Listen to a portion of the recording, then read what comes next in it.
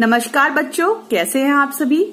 मैं उम्मीद करती हूँ कि आप सभी अपने घर पर स्वस्थ एवं सुरक्षित होंगे और अपनी पढ़ाई ध्यान पूर्वक कर रहे होंगे।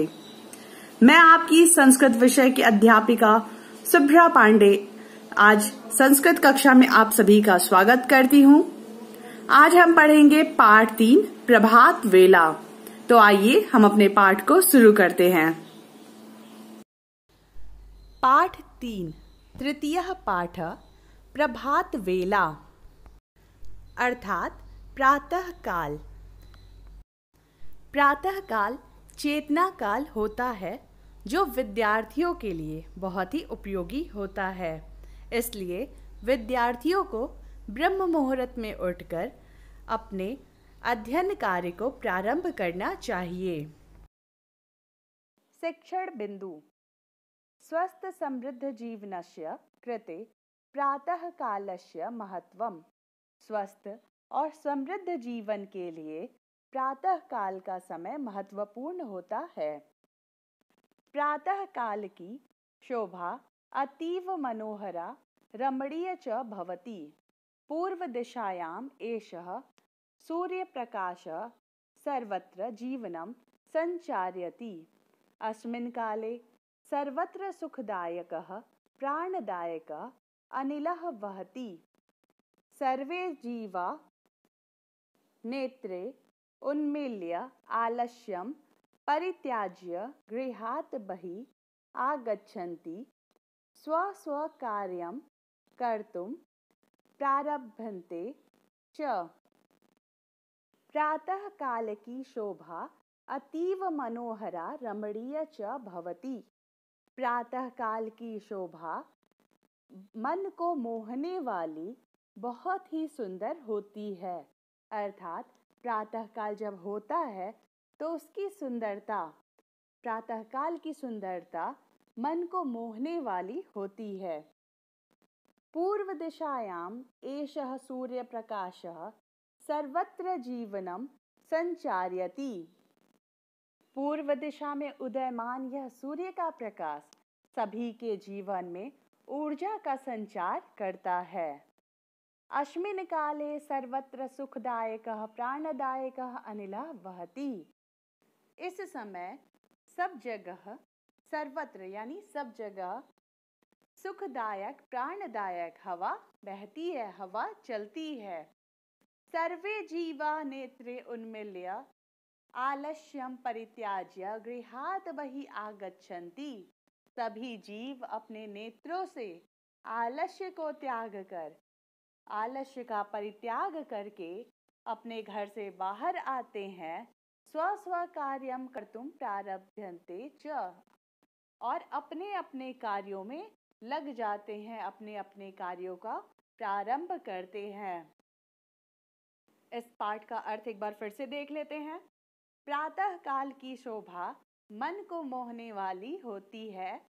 पूर्व दिशा से सूर्य का प्रकाश सभी के जीवन में ऊर्जा का संचार करता है। इस समय प्राणदायक सुखदायक हवा बहती है और सभी जीव अपने नेत्रों से आलस्य का परित्याग करके अपने अपने घरों से बाहर आकर अपने अपने कार्यों को प्रारंभ करते हैं।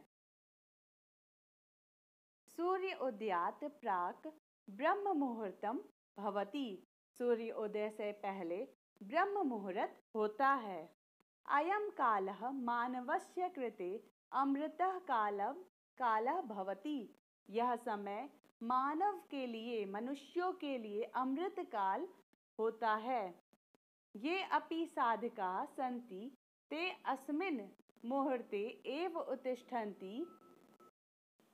स्व दिनचर्यां च आचरन्ति। साधका साधनम कुर्वन्ति। ये अपि साधका सन्ति, तो जो भी साधक होते हैं, ते अस्मिन् मुहूर्ते एव उत्तिष्ठन्ति, वे इस मुहूर्त में उठते हैं। स्व दिनचर्या च आचरन्ति, और अपने अपने दिनचर्या का आरंभ करते हैं। साधका साधनम कुर्वन्ति, और साधक साधना करते हैं। इसका अर्थ एक बार फिर से देखते हैं। सूर्य उदय से पहले ब्रह्म मुहूर्त होता है। यह समय मनुष्यों के लिए अमृत काल होता है। जो भी साधक होते हैं वे इस मुहूर्त में उठते हैं और अपनी अपनी दिनचर्या का आरंभ करते हैं। साधक साधना करते हैं। यज्ञं कुर्वन्ति मुनयः ऋषयः च मंत्रपाठं कुर्वन्ति ब्रह्मचारिणः छात्राः च स्वाध्यायं कुर्वन्ति येषां जीवनं तपस्या युक्तं भवति ते सर्वं ब्रह्ममुहूर्ते उत्तिष्ठन्ति। ये जना अस्मिन् मुहूर्ते भ्रमणं व्यायामं स्वाध्यायं च कुर्वन्ति तेषां शरीरं स्वस्थं बुद्धिप्रखरा च भवति। अस्मिन् मुहूर्ते दिनकरस्य अरुणवर्णः भवति। अरुणवर्णः प्रसन्नतया सूचकः अस्ति। यज्ञ कुर्वन्ति, यज्ञ करते हैं। मुनयः ऋषयः च मंत्र पाठं कुर्वन्ति, मुनि और ऋषि मंत्र पाठ करते हैं, मंत्र पाठों का उच्चारण करते हैं। ब्रह्मचारिणः अर्थात ब्रह्मचारी, छात्रः च स्वाध्यायं कुर्वन्ति और छात्र स्वाध्याय मतलब अपने पाठों को स्वयं पढ़ते हैं। येषां जीवनं तपस्या युक्तं भवति, यह जीवन जिनके लिए तपस्या युक्त है, ते सर्वे ब्रह्म मुहूर्ते उत्तिष्ठन्ति, वे हमेशा ब्रह्म मुहूर्त में उठते हैं। ये जना अस्मिन् मुहूर्ते भ्रमणं व्यायामं स्वाध्यायं च कुर्वन्ति तेषां शरीरं स्वस्थं बुद्धिप्रखरः च भवति। जो व्यक्ति इस समय ब्रह्म मुहूर्त में भ्रमण व्यायाम स्वाध्याय करता है, उसका शरीर स्वस्थ और बुद्धि प्रखर होती है। अस्मिन् मुहूर्ते दिनकरस्य अरुणवर्णः भवति। इस मुहूर्त में दिनकर अर्थात सूर्य का रंग अरुण रंग अर्थात लाल रंग होता है। इस मुहूर्त में दिनकर अर्थात सूर्य लाल रंग का होता है। अरुण वर्णः प्रसन्नतया सूचकः अस्ति, लाल रंग प्रसन्नता का सूचक है। एक बार फिर से इसका अर्थ देख लेते हैं। यज्ञ करते हैं। मुनि और ऋषि मंत्र पाठ का उच्चारण करते हैं। ब्रह्मचारी और छात्र स्वाध्याय करते हैं। जिनका जीवन तपस्या युक्त होता है वे इस मुहूर्त में उठते हैं, इस ब्रह्म मुहूर्त में उठते हैं। जो लोग इस ब्रह्म मुहूर्त में भ्रमण व्यायाम और स्वाध्याय करते हैं, उनका शरीर स्वस्थ और बुद्धि प्रखर होती है। इस मुहूर्त में अर्थात ब्रह्म मुहूर्त में सूर्य लाल रंग का होता है। लाल रंग प्रसन्नता का सूचक होता है। यदा भास्करस्य अरुणवर्णेन पूर्वदिशा अरुणायते तदा चन्द्रस्य कान्ति शनैः शनैः क्षीयते, प्रभातं तु उन्नते प्रतीकः। अतः सर्वे अचर जीवा उत्थाय उन्नति पथे अग्रसरा भवन्ति। सरोवरे रवे रश्मिभिः कमलानि विकसन्ति, भ्रमरा तत्र आगत्य मधुररसपानं कुर्वन्ति, खगा नीडात् बहिः आगत्य भोजनाय आकाशे उत्पतन्ति, कृषकाः वृषभे सह क्षेत्रं प्रति गच्छन्ति। जब सूर्य देव अरुण वर्णेन पूर्व दिशा लाल रंग में पूर्व दिशा में उदित होते हैं, जब सूर्य लाल रंग में सूर्य पूर्व दिशा में उदयमान होते हैं, तब चंद्रमा की कांति अर्थात चंद्रमा का प्रकाश शनैः शनैः क्षीयन्ते धीरे धीरे क्षीण होता है। प्रभातम तो उन्नते प्रतीकः, प्रभात तो उन्नति का प्रतीक है। अतः सर्वे चर अचर जीवाः उत्थाय उन्नति प्रथे अग्रसरा भवन्ति। इसीलिए सभी जीव, सभी चर अचर जीव उत्थाय अर्थात उत्थान के लिए, उन्नति पथ पर उन्नति के लिए अग्रसर होते हैं। सरोवरे रवे रश्मि भी कमलानि विकसंती।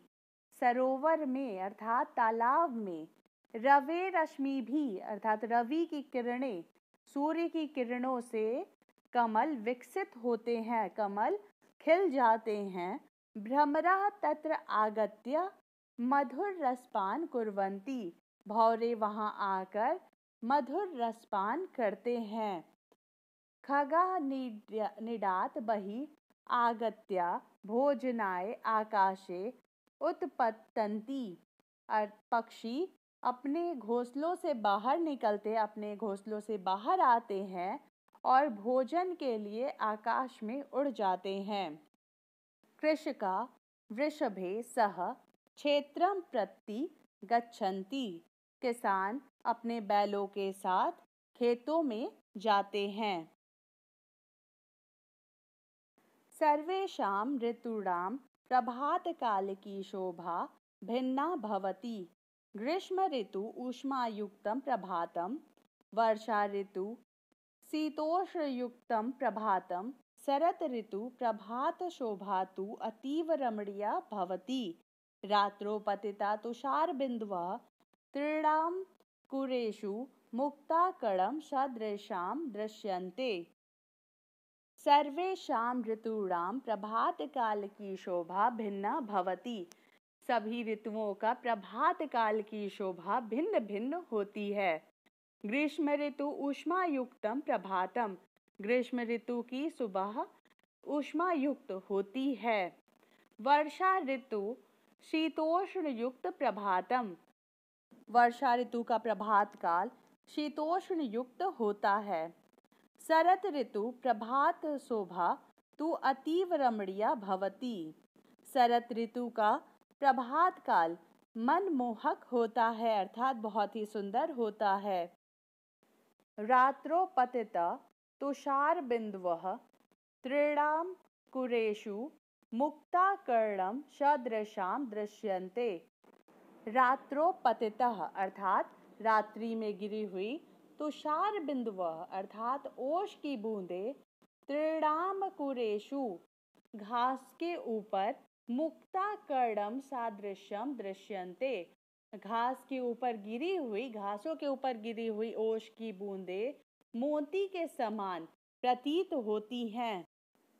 हेमंत ऋतु शिशिर ऋतु च प्रभातम शीतलम भवति।